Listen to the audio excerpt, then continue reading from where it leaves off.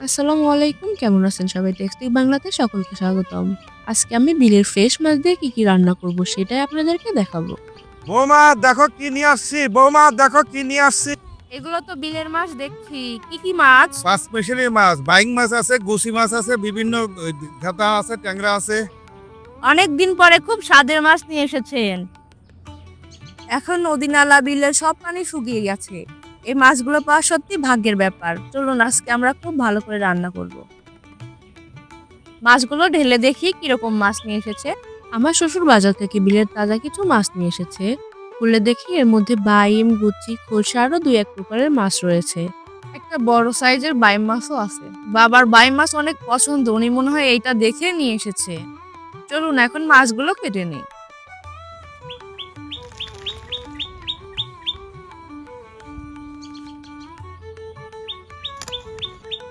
যে কোনো মাছই হোক কাটতে আমার ভীষণ ভালো লাগে। দেশি ছোট মাছের কিন্তু অনেক পুষ্টিগুণ রয়েছে, আমরা সকলেই জানি।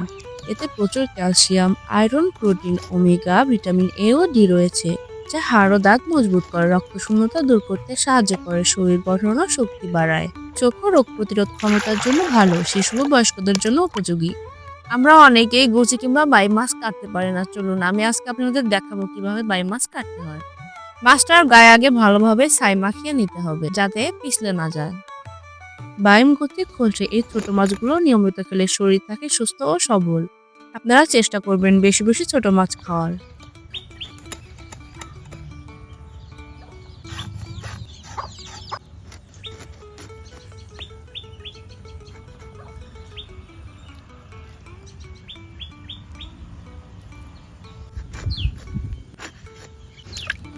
মাছগুলো কাটা হয়ে গেছে, এখন ধুয়ে নেব। গল্প করতে করতে আমার সবগুলো মাছ কাটা হয়ে গেল।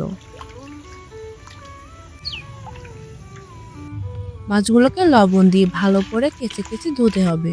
ছোট মাছে এমনিতে অনেক কাদা থাকে, তার উপরে বিলের মাছ। এখন রান্না করার জন্য মশলা বেটে নিব। গোটা জিরা, পেঁয়াজ, রসুন, আদা, সবগুলো উপকরণ মিহি করে বেটে নেব। আমি সবসময় এই মশলাগুলো কাটায় বেটে রান্না করি।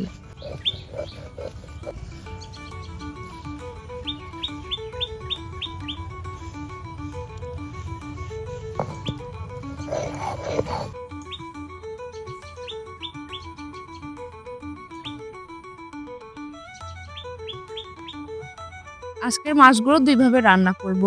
একটা ব্রোকলি দিয়ে, একটা আলু আর বেগুন দিয়ে। এগুলো ব্রোকলি দিয়ে রান্না করব আর এগুলো আলু আর বেগুন দিয়ে রান্না করব। এখন সবজিগুলো কেটে নেব। ব্রোকলি সবসময় ভাজি খাওয়া হয়েছে, কিন্তু কোনো সময় মাছ দিয়ে রান্না করে খাওয়া হয়নি।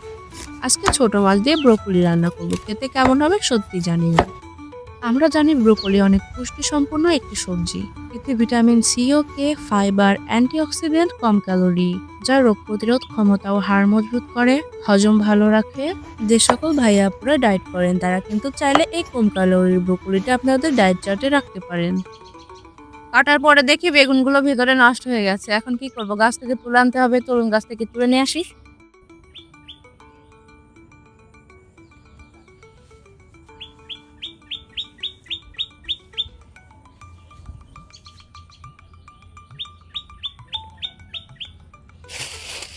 বাড়িতে শাকসবজি লাগানোর এই একটা সুবিধা, হাতের কাছে ফ্রেশ সবকিছু পাওয়া যায়। বেগুনগুলোর সারমুখটা একদম ফ্রেশ আর কচি। আমরা বাজার থেকে যে সকল বেগুন কিনে নিয়ে আসি সেগুলোতে কিন্তু অতিরিক্ত সার প্রয়োগ করা থাকে, যা শরীরের জন্য অনেক ক্ষতিকর। কিন্তু আমরা যদি ফ্রেশ ও সারমুক্ত বেগুন খাই তাহলে আমাদের শরীরে অনেক পুষ্টিগুণ দেখা যাবে। অনেকে ভাবছেন বেগুন গাছে পলিথিন কেন বাঁধা? আসলে ছোট ছোট যখন থাকে তখনই কাঠবিড়ালি খেয়ে ফেলে, সেজন্য আমরা গাছে পলিথিন বেঁধে রাখি। না হলে এত সুন্দর বেগুন তো পেতাম না।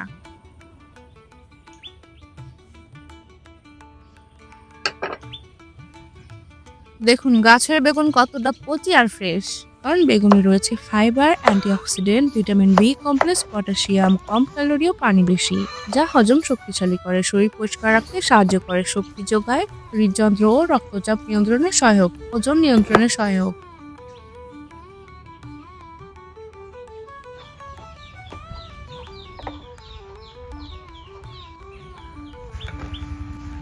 সবকিছু প্রস্তুত করা শেষ, এখন রান্না করব।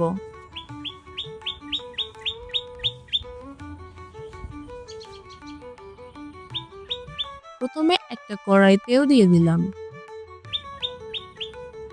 গরম হয়ে এলে কিছু জিরে ফোড়ন দিয়ে দিলাম। জিরেগুলো ফুটতে থাকলে কেটে রাখা পেঁয়াজ কুচি দিয়ে দেব। হালকা নেড়েচেড়ে বেটে রাখা মশলা দিয়ে দেব। এখন পরিমাণ মতো লঙ্কা গুঁড়ো, হলুদের গুঁড়ো, লবণ, ধনিয়া গুঁড়ো দিয়ে মশলা কষিয়ে নেব। মশলা থেকে যখন তেল ছেড়ে দেবে তখন কেটে রাখা আলু আর বেগুন দিয়ে দেব। বেশ কিছুক্ষণ আলু আর বেগুন কষিয়ে নেব।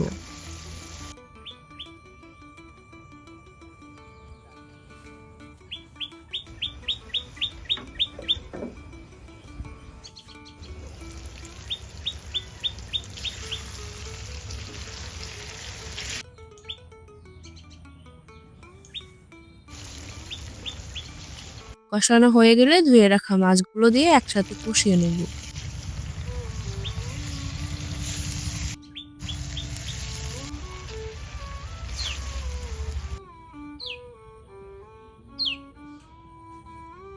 বৌমা, খানা কত দূর? এই তো আর কিছুক্ষণ বাকি আছে। আচ্ছা, নামাজ পড়ে এসে খাবো না। ঠিক আছে, আপনি নামাজ পড়ে আসুন, আমার খানা রেডি করছি।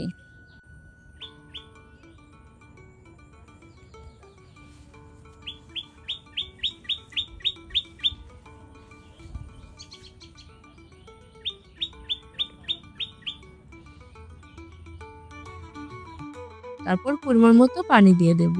আলু আর বেগুন দিয়ে ছোট মাছ রান্না প্রায় শেষের দিকে, এখন উপরে কিছু ভাজা জিরে গুঁড়ো দিয়ে দেব।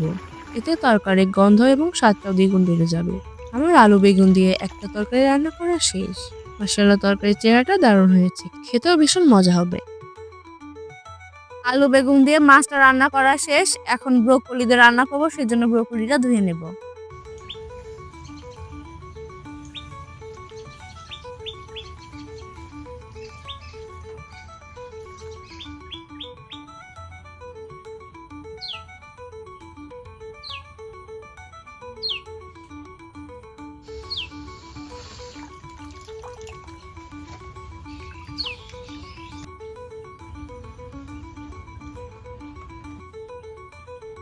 তারপর একটা কড়াই তেল দিয়ে দিলাম।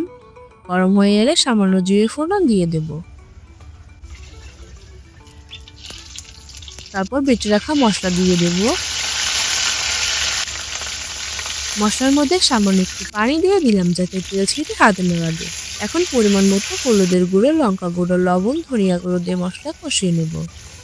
মশলা থেকে যখন তেল ছেড়ে দেবে তখন কেটে রাখা ব্রোকলিগুলো দিয়ে দেব। এখন মশলার সাথে ব্রোকলিগুলো ভালো করে একসাথে কষিয়ে নেব যতক্ষণ না পর্যন্ত সিদ্ধ হয়ে যায়। ব্রোকলিগুলো সিদ্ধ হয়ে এলে কেটে ধুয়ে রাখা মাছগুলো দিয়ে একসাথে কিছুক্ষণ নাড়তে থাকবো।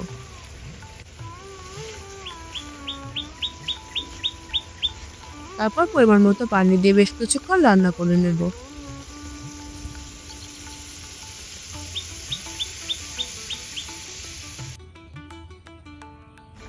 আমি রান্না করছিলাম আর আমার বিড়াল দুটো গাছে উঠে লাফালাফি করছে।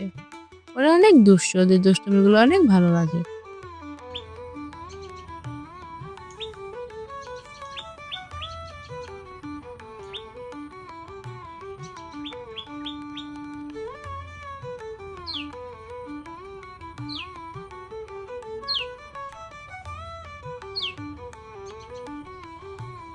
ওদের দুষ্টামি দেখতে দেখতে আমার ব্রোকলি দিয়ে মাছের তরকারিটাও হয়ে গেল।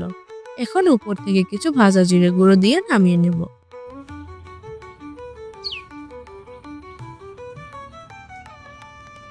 এদিকে আমার শ্বশুর নামাজ পড়ে বাড়িতে চলে এসেছে, ওনাকে এখন খেতে দেবো এবং আমিও সাথে খাবো।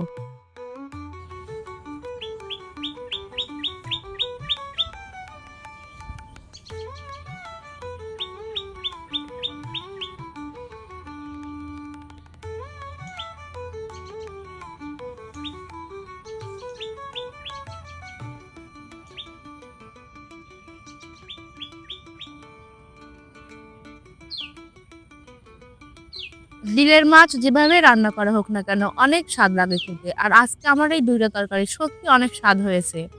আপনারাও চাইলে আমার মতো করে আলু বেগুন দিয়ে এবং ব্রোকলি দিয়ে এভাবে রান্না করে খেতে পারেন। আজকে তোমার এই তরকারি খেয়ে আমার মায়ের কথা মনে পড়ে গেছে। এই শীতকালীন এই সবজি দিয়ে এই বাইং মাছ পাকাইতো, হ্যাঁ, গুছি পাকাইতো, খুব সুস্বাদু খাবার খাইলাম আজকে বহুদিন পর। এজন্য ধন্যবাদ। বৌমা, তোমাকেও ধন্যবাদ, আপনাদেরকেও ধন্যবাদ আমাদের পাশে থাকার জন্য। এবং আমাদের আরো নতুন নতুন ভিডিও দেখতে সবসময় আমাদের সাথে থাকুন, ফলো দিয়ে রাখুন। আজকে এ পর্যন্তই। আসসালামু আলাইকুম।